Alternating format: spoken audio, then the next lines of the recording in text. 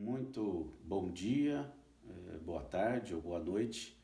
Não sei exatamente qual é o horário que você está assistindo a esse vídeo, mas eu quero primeiro agradecer pela oportunidade de poder estar aqui com você e compartilhar sobre essa temática tão importante, particularmente nos nossos dias, que é sobre depressão e ansiedade.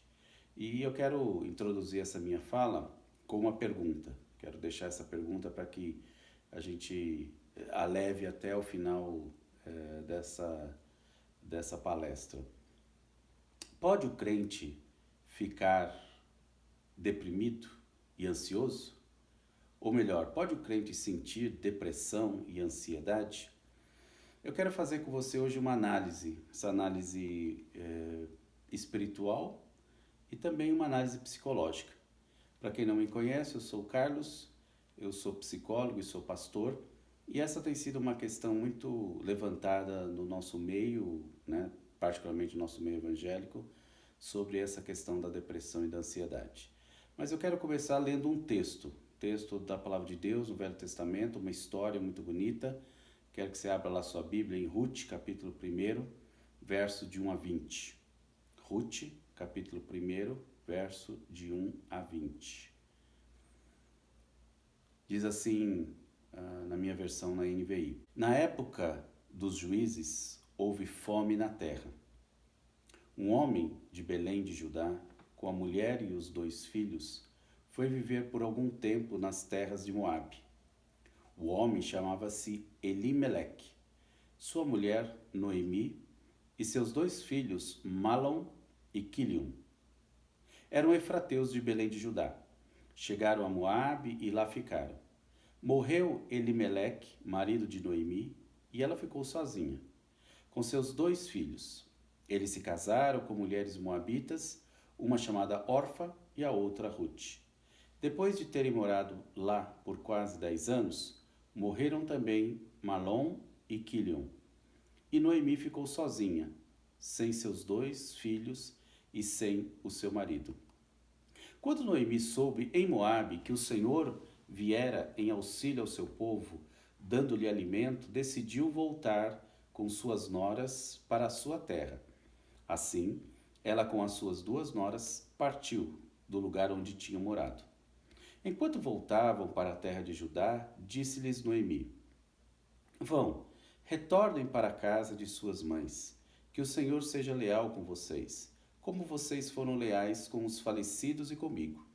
O Senhor conceda que cada uma de vocês encontre segurança no lar do outro marido. Então deu-lhes um beijo de despedidas. Mas elas começaram a chorar alto e lhe disseram: Não, voltaremos com você para junto de seu povo. Disse, porém, Noemi: Voltem, minhas filhas, porque viriam comigo? Poderia eu ainda ter filhos que viessem a ser seus maridos? Voltem, minhas filhas, vão. Eu estou velha demais para ter outro marido. E mesmo que eu pensasse que ainda há esperança para mim, ainda que eu me casasse essa noite e depois desse luz a filhos, iriam vocês esperar até que eles crescessem? Ficariam sem se casar à espera deles? De jeito nenhum, minhas filhas. Para mim é mais amargo do que para vocês, pois a mão do Senhor voltou-se contra mim. Então elas começaram a chorar alto de novo. Depois Órfão deu um beijo de despedida em sua sogra, mas Ruth ficou com ela. Então Noemi a aconselhou: Veja, sua concunhada está voltando para o seu povo e para o seu Deus. Volte com ela. Ruth, porém, respondeu: Não insistas comigo que te deixe e que não mais te acompanhe. Aonde fores, irei. Aonde ficares, ficarei. O teu povo será o meu povo, e o teu Deus será o meu Deus. Onde morreres, morrerei, e ali serei sepultada. Que o Senhor me castigue com todo rigor, se outra coisa que não a morte me separar de ti. Vamos orar. Senhor, queremos pedir a tua orientação, a tua direção, a tua iluminação sobre esse texto e sobre o tema que vamos tratar neste momento. Que o Teu Espírito Santo nos ilumine e nos guie no processo de aprendizagem. Oramos no nome de Jesus. Amém. Essa é uma história muito bonita. Noemi, ela vai para essa terra chamada Moabe com o seu marido, com seus filhos, e ali se estabelece. Não foi um processo fácil, não foi um momento da vida de Noemi muito, que podíamos dizer, tranquilo. Afinal, ela não só saiu da sua terra, de Belém, da sua parentela, da convivência dos amigos, para morar numa outra terra, uma terra distante, onde somente a viagem já é algo complicado, viajar pelo deserto, por estradas de terra, enfim, é uma região muito ruim, né, de se trafegar, particularmente naquela época. E ao chegar em Moabe, além de todo o processo de adaptação, de uma nova língua, uma nova cultura, um povo diferente, o marido ter que se organizar para levantar sua casa, depois trabalho, enfim, gerar uma vida relativamente normal, ver os seus filhos crescerem e, de repente, o seu marido morre.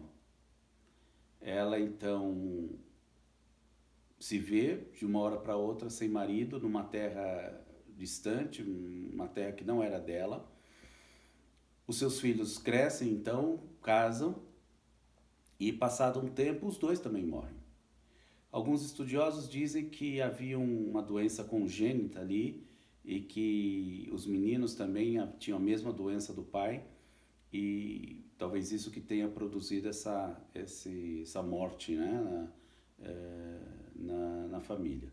Mas, independente do qual tenha sido a causa, o fato é que, de uma hora para outra, Noemi se viu sozinha, numa terra distante, longe da sua parentela e com as suas duas noras, agora também sozinhas, já haviam saído da casa dos seus pais, portanto, a cultura, ela exigia, né, que as noras devessem casar com outros filhos. Se Noemi tivesse mais filhos, provavelmente esses outros homens iriam então tomar Ruth e Orfa como esposas. Essa era a cultura. Mas isso não aconteceu, porque Noemi só teve esses dois filhos. O que mostra também um outro dado interessante, que Noemi, exatamente o fato de ter só dois filhos naquela época era muito pouco. Então, normalmente a mulher ela tinha muitos filhos, então, e isso também já era um outro motivo provavelmente de preconceito, de discriminação, etc. Ou seja, a Noemi estava rodeada de circunstâncias que a fizeram sentir o sentimento que realmente ela chegou a demonstrar, que era de amargura, né, a ponto dela ter até mudado o nome.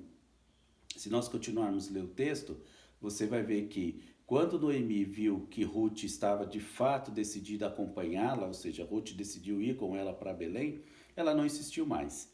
Aí prosseguiram até Belém, e quando chegou em Belém, o povo viu que ela estava chegando e falou: é a Noemi, vamos ao encontro dela. Enfim, parece que era uma pessoa relativamente conhecida e tinha muitos amigos e parentes ali em Belém. Quando ela chegou, então lá, as pessoas já foram ao encontro dela, falaram: é a Noemi, será que é a Noemi? Mas aí ela responde.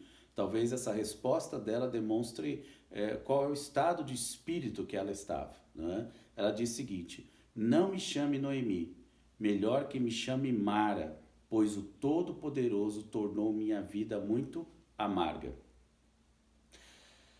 Veja, ela chegou ao ponto, né, de ficar tão ruim com toda aquela situação. Afinal, perdeu o marido, perdeu filhos, estava numa terra estranha, teve que viajar sozinha com a nora, não era uma viagem fácil, normalmente as mulheres não viajavam sozinhas, sem acompanhamento de um homem, estavam sujeitas a todo tipo de violência, né, durante esse percurso.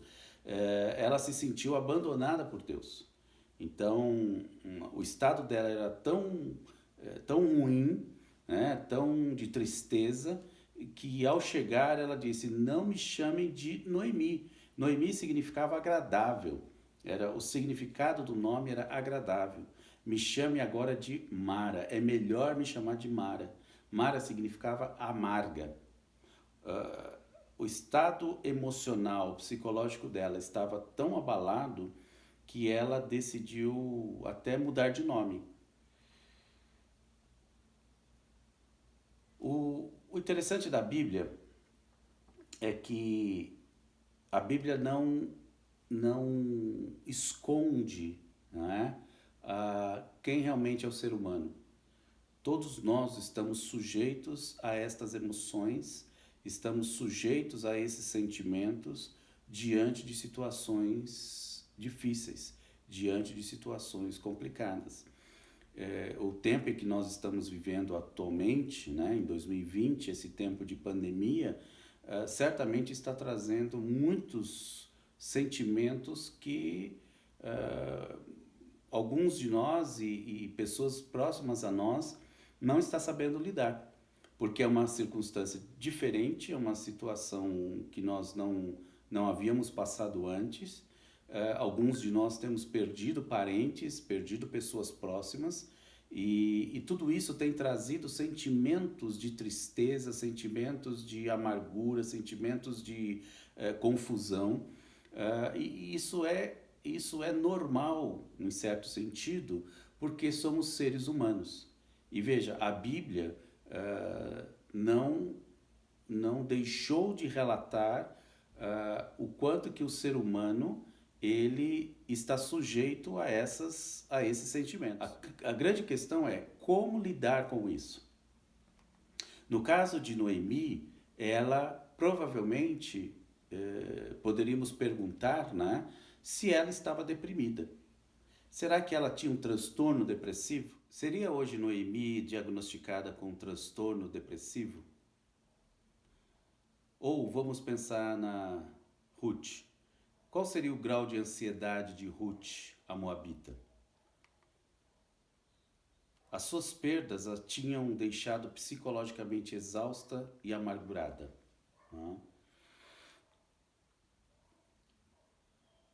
Por isso é importante nós falarmos de depressão. Depressão é o mal do século. Nós estamos enfrentando uma epidemia de depressão no mundo. Foi feito um estudo nos Estados Unidos, melhor, um americano fez um estudo com dados mundiais, dados de 2008, que mostram que nos países desenvolvidos, cerca de 35 a 50%, de 35 a 50% das pessoas diagnosticadas com transtorno depressivo, elas não haviam tido nenhum tipo de intervenção. Ou seja, de 30 a 50% das pessoas com depressão grave não haviam sido tratadas ou havia tido algum tipo de intervenção, seja ele psiquiátrico ou psicológico. Nos países em desenvolvimento, como o Brasil, por exemplo, esse número chega a 85%. Isso traz um custo para a sociedade enorme. Não só o custo da saúde, mas até custo financeiro. Isso foi medido nessa pesquisa, que a despesa, né, o gasto decorrente dessa doença chega a 800 bilhões de dólares. Isso dados de 2012, ou seja, isso deve ter aumentado em muito. O que isso significa? Significa que a maioria das pessoas, elas estão sofrendo, ou melhor, a maioria das pessoas que estão sofrendo de depressão ou ansiedade crônica não procuram ajuda. Eu acredito que no Brasil, por exemplo, o grande problema seja o preconceito. Afinal, quando você diz para uma pessoa ir ao psicólogo ou ir ao psiquiatra, a primeira coisa que ela diz, e provavelmente você também já tenha dito isso, é: mas eu não estou louco, né? Psiquiatra, psicólogo é coisa para louco. É isso que a gente ouviu ao longo dos anos. E infelizmente essa palavra, né, esse ensinamento, entre aspas, que a gente recebeu dos nossos pais, dos nossos parentes, de vizinhos, enfim, é exatamente esse ensinamento que hoje leva muitas pessoas a estar enfrentando um estado depressivo, estarem com depressão, estarem sofrendo e não buscarem ajuda, porque acreditam que não estão loucas. Ou seja, nós não admitimos que um problema mental, uma doença psicológica, emocional, exija ou precise de tratamento, precisa de um tratamento especializado. Se tivermos um infarto, ou se quebrarmos uma perna, um braço, enfim, estivermos com uma doença que possa ser diagnosticada através de um exame, através de uma tomografia, de uma radiografia, etc., não temos problema nenhum em ir ao médico, em seguir o tratamento, em tomar remédio, etc. Tal. Mas quando estamos com um problema emocional em que a descrição ela só é possível a partir do meu relato, né? Não há um exame que diga que eu estou com depressão, não há um exame que diga que eu estou com ansiedade crônica. O exame é a fala, o diagnóstico é dado a partir daquilo que eu digo. Então a gente já parte desse pressuposto, né? De que, não, deve ser frescura, ou é frescura do outro ou é frescura minha. Mas isso eu quero a partir de hoje te incentivar a não levar adiante esse pensamento, tá? Depressão é coisa séria, ansiedade crônica é coisa séria. A The Economist, ela promoveu um seminário em 2014 e uma das especialistas nesse seminário de global, foi uma conferência global sobre depressão, ela disse o seguinte: as evidências sugerem que nós podemos estar de fato em meio a uma epidemia de depressão. Há uma epidemia no mundo acerca de depressão. E particularmente agora, com essa pandemia do coronavírus, certamente isso vai ampliar ainda mais. Por quê? Porque muitas pessoas estão isoladas, estão sozinhas dentro de suas casas, estão tendo que encarar a si mesmas, né? Estão tendo que ficar quietas, sozinhas e olhar no espelho e começar a olhar para dentro de si, e isso certamente está trazendo muita dor, muito sofrimento. Muitas pessoas não estão sabendo lidar com essa situação, então, ou seja, o grau, o índice, né, de pessoas com depressão certamente vai aumentar. E talvez alguém perto de você, ou até mesmo você, esteja passando por essa situação e não esteja buscando ajuda porque acha que não, isso vai passar, não, tudo bem, isso é tranquilo. Isso é mais perigoso do que a gente imagina. Mas talvez eu precise fazer uma pontuação aqui. Mas o que é depressão e ansiedade? O transtorno depressivo maior, também conhecido como TDM, que é o nome técnico dado à depressão, e ele é caracterizado por tristeza, perda de capacidade de sentir prazer, falta de interesse, sentimento de inutilidade, culpa excessiva, fadiga, dificuldade de concentração, retardo psicomotor, insônia ou hipersonia.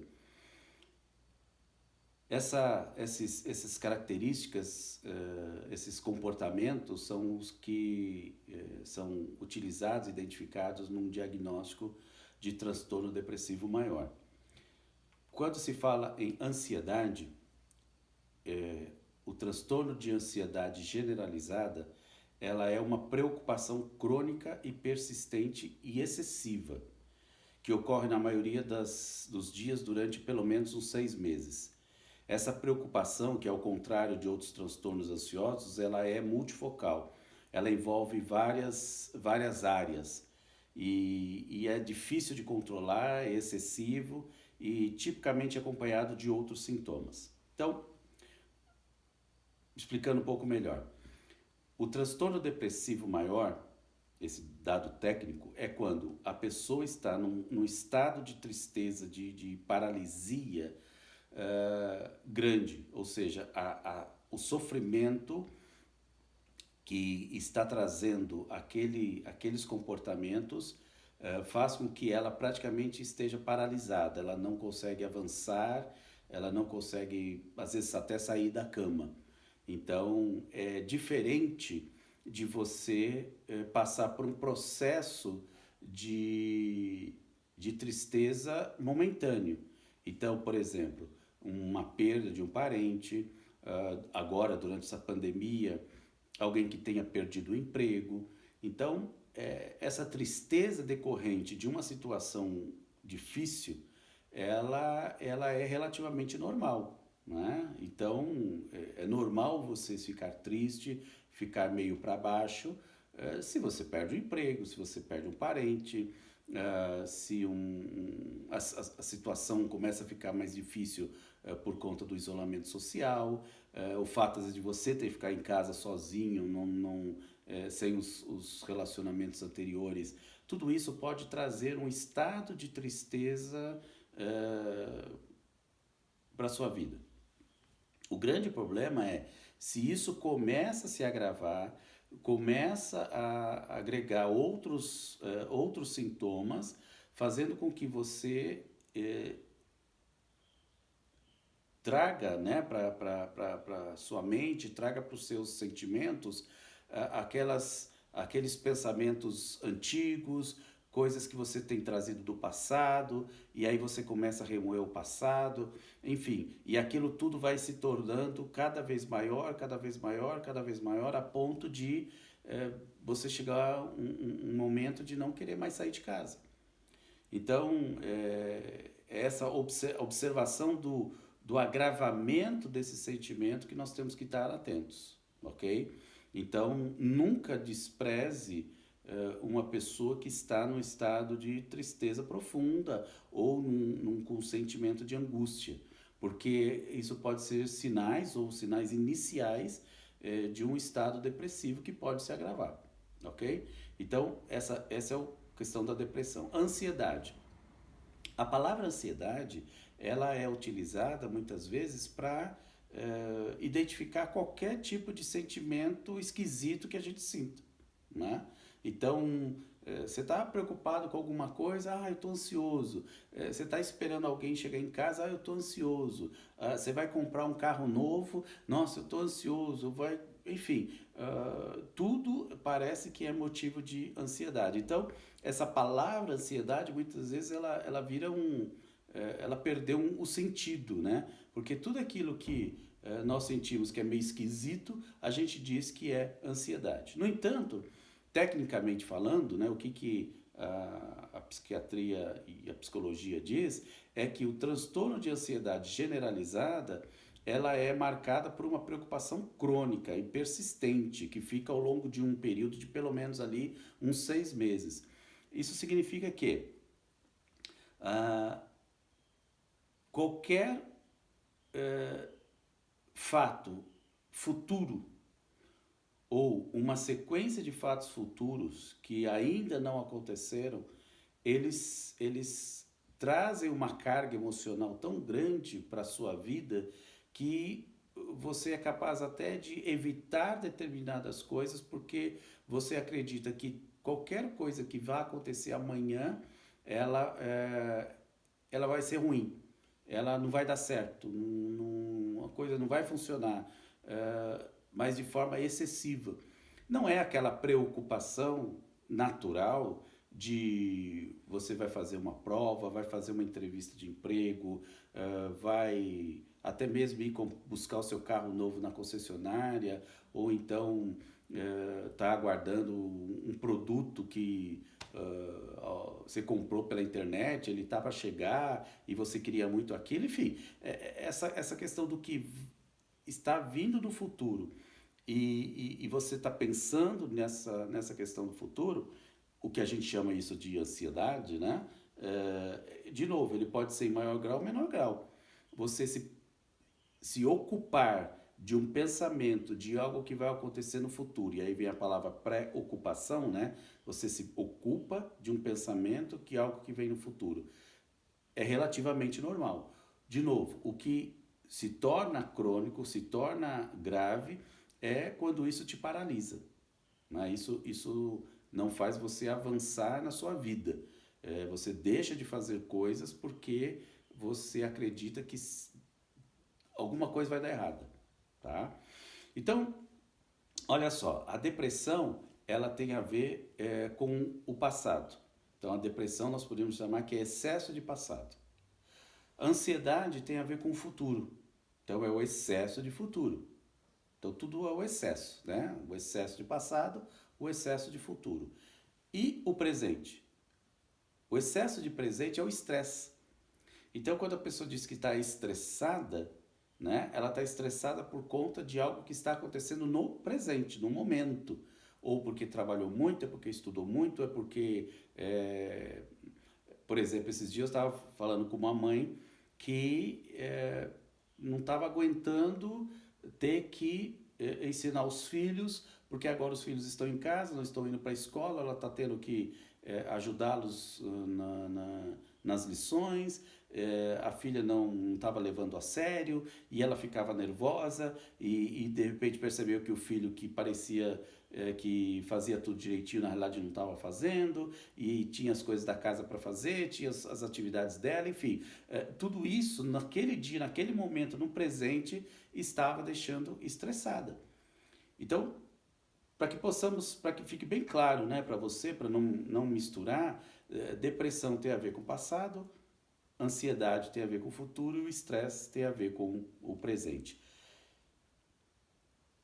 Todos nós estamos sujeitos a um maior ou menor grau desses sentimentos. A questão é como lidar com eles, o equilíbrio. Né? Essa é a grande palavra, né? A palavra de $1 milhão, equilíbrio.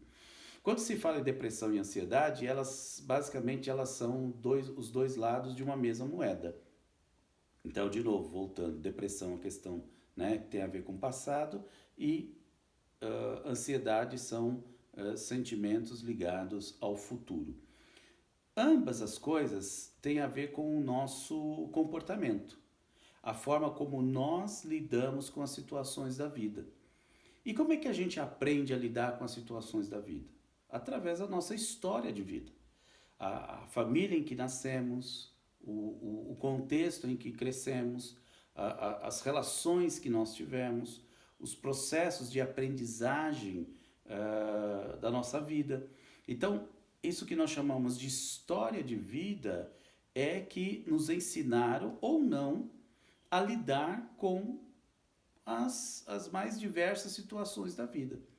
Quando falamos tanto de depressão quanto de ansiedade, nada mais o que nós sentimos é a reação do nosso corpo diante daquela circunstância. Eu sei que alguns de vocês têm medo de barata. Então, você vê uma barata e sobe na cadeira, sai da casa, enfim, tem extremamente medo daquele inseto. Mas, racionalmente, se você parar para pensar, você sabe que você é muito maior do que aquele inseto. Você qual é a probabilidade, né, daquele inseto te fazer mal? Mas a nossa história de vida, né, a fez, ou o fez, ficar com esse sentimento, ou seja, o seu corpo reage diante daquele inseto. Por quê? Porque você aprendeu isso com o seu pai, com sua mãe, com alguém que conviveu com você. Enquanto que tem pessoas que não têm medo, né? Simplesmente vai lá e mata. Se você pega uma criancinha, né, de 1 ano, 2 anos, talvez, sei lá, 2, 3 anos, e diz para ela, olha, há uma barata ali, vai lá e mata a barata. Ela vai pegar dar um chinelo para ela, ela vai lá e pluf, mata a barata. Por quê? Porque ela não nasce com medo de barata. Não, ninguém nasce com medo de barata. Isso é ensinado. Então é a mesma coisa em relação à depressão e ansiedade. Nós não nascemos com a predisposição, né, de sermos depressivos ou sermos ansiosos. Nós aprendemos ou não aprendemos a lidar com esses sentimentos, que nada mais são do que exatamente sentimentos. Eu vou dar um exemplo talvez que seja mais claro. Falar em público. Né? Falar em público segundo algumas pesquisas, é o segundo maior medo do ser humano. Parece que o primeiro é a morte, o segundo é falar em público.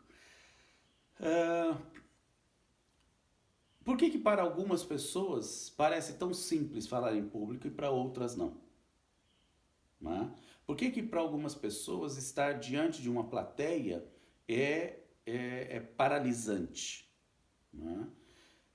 Porque nosso corpo, né, reage diante de uma situação que ainda vai acontecer.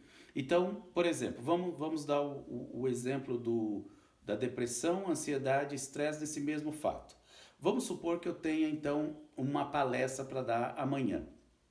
Então, ela vai acontecer amanhã.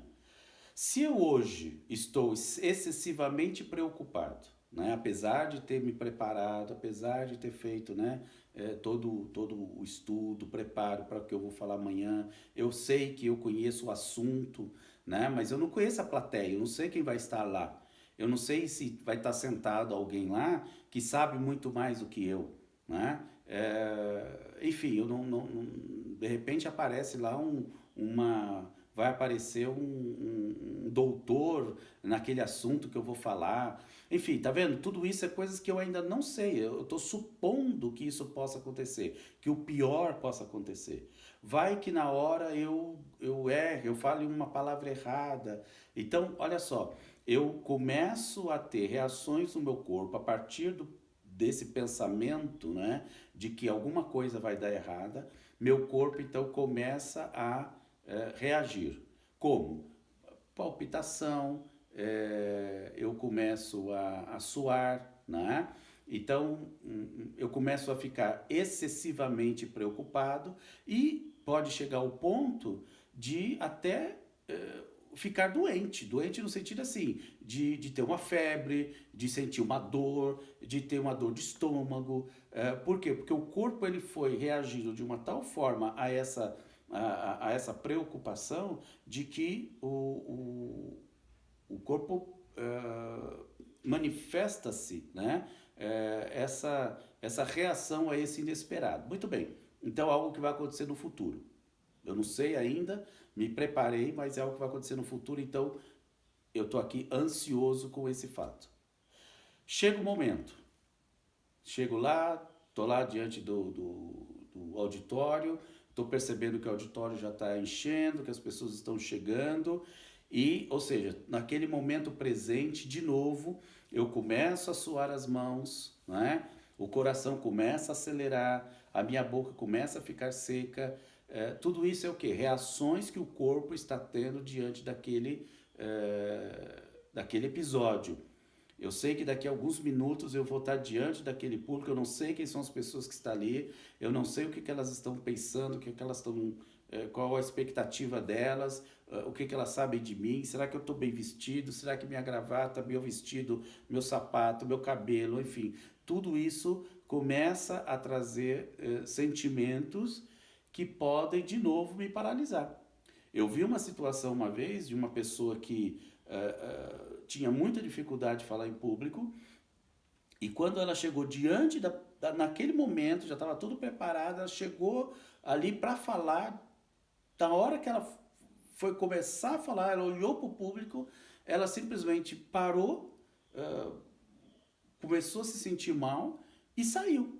Né? E simplesmente abandonou o auditório. Por quê? Ela não conseguiu lidar com aquela situação de estresse.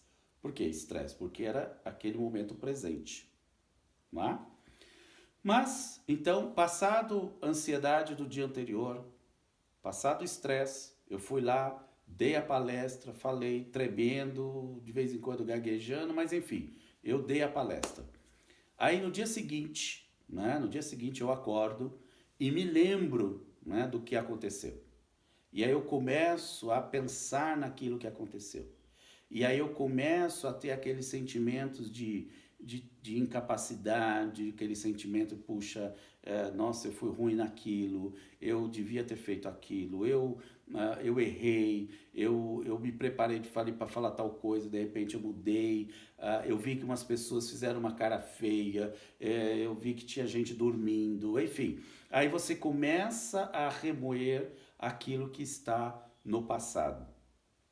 E o que está no passado vai te ocupando, vai te ocupando, vai te ocupando, a ponto de repente você estar num estado de tristeza, de inutilidade, de incapacidade, e aquilo vai te levando para baixo ao ponto de chegar à conclusão de que não, eu nunca mais eu vou dar uma palestra na minha vida. Né? Então, você vê, diante de uma mesma situação, nós tivemos o anterior, ou seja, o dia anterior, que é a ansiedade, nós tivemos o estresse, que foi no momento da palestra, e o estado depressivo, que foi pós-palestra, ou seja, você olhar para o passado e se culpar, ter aquele sentimento de inutilidade, de incapacidade, não, eu fui ruim, ninguém gostou, enfim. E aí você começa com tudo aquilo e aquilo começa a te ocupar de uma tal forma que você nunca mais vai querer dar uma palestra. Tá bom? Muito bem. Como é que a gente sai desse nó? Né? É claro que quando você chega num estado, né, num estágio de ansiedade crônica ou depressão crônica, não é uma palestra como essa, não é uma lição como essa que vai te ajudar. Né? Mas uma coisa eu posso te dizer, se você está desse estágio mais grave, ou conhece alguém que esteja caminhando para esse estágio, vocês precisam buscar ajuda profissional. Então aí que entra a psiquiatria, entra a psicologia. Dependendo do estado que a pessoa está em termos depressivo, por exemplo, se tem alguém que está na cama, que não consegue se levantar há 2, 3 dias, que não toma banho, que não tem ânimo para nada, que você liga para ela, ela não reage, enfim. Aí o que precisa? Ela precisa entrar com medicação. Então ela precisa passar por um psiquiatra, o psiquiatra ele vai prescrever uma medicação para que ela consiga pelo menos reagir, o corpo consiga reagir, para que ela então busque uma terapia. Só o remédio também não vai resolver. Tá? Tem pessoas que muitas vezes vão por remédio, às vezes se sentem melhor e não buscam terapia, porque a terapia vai cuidar do quê? Da causa. O que levou a pessoa a chegar naquele estado?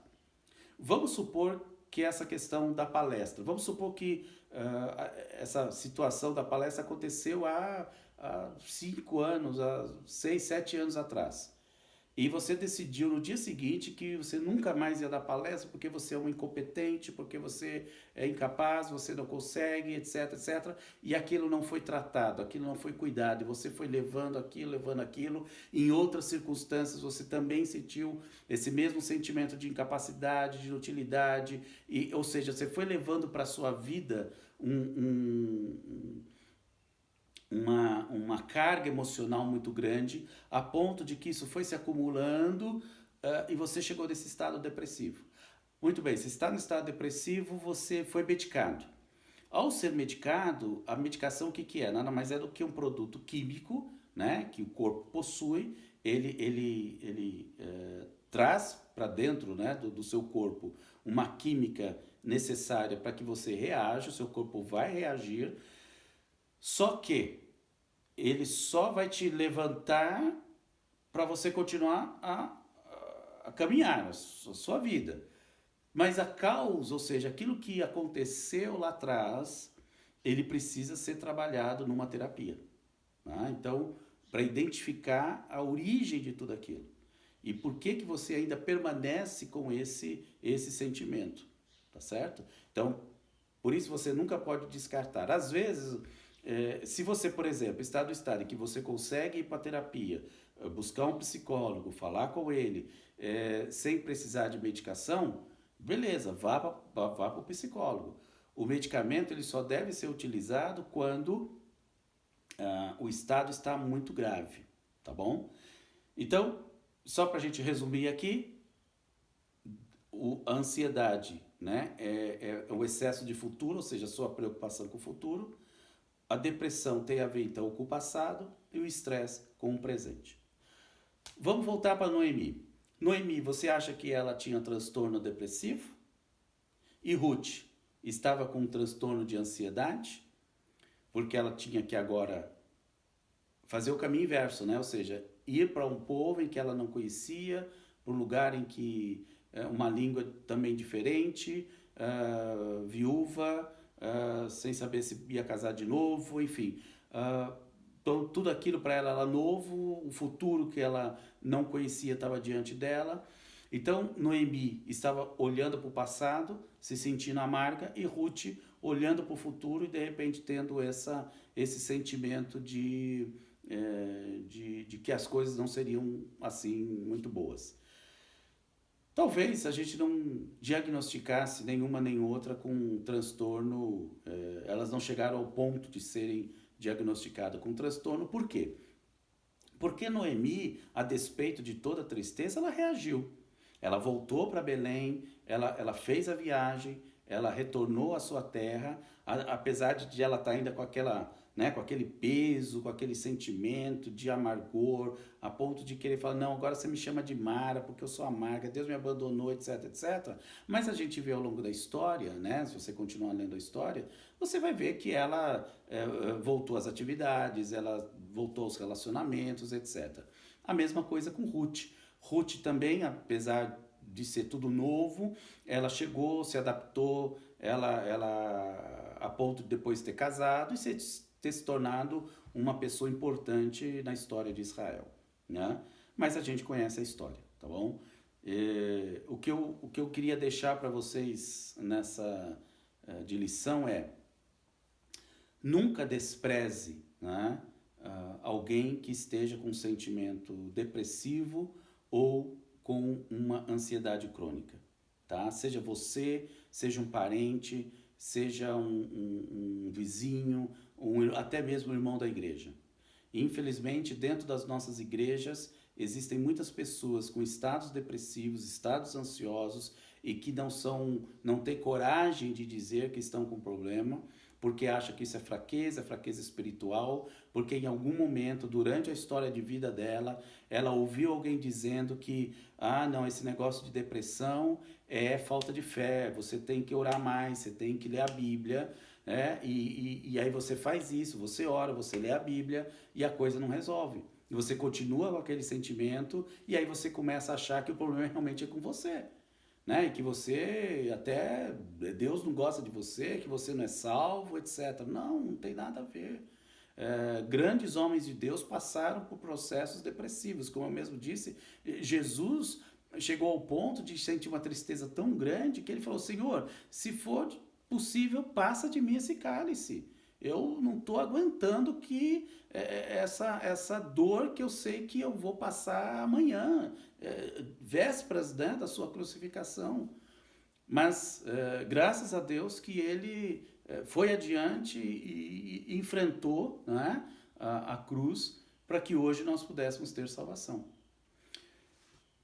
Quando ele curou a mulher do fluxo de sangue, aquela mulher que tinha hemorragia, 12 anos, etc., ele não só curou fisicamente, ele curou a mulher emocionalmente, porque ela havia tocado em Jesus, havia sido curada fisicamente, mas Jesus fez questão de trazê-la para o centro e restaurar não só a dignidade dela como mulher, a fim de que ela fosse também curada emocionalmente.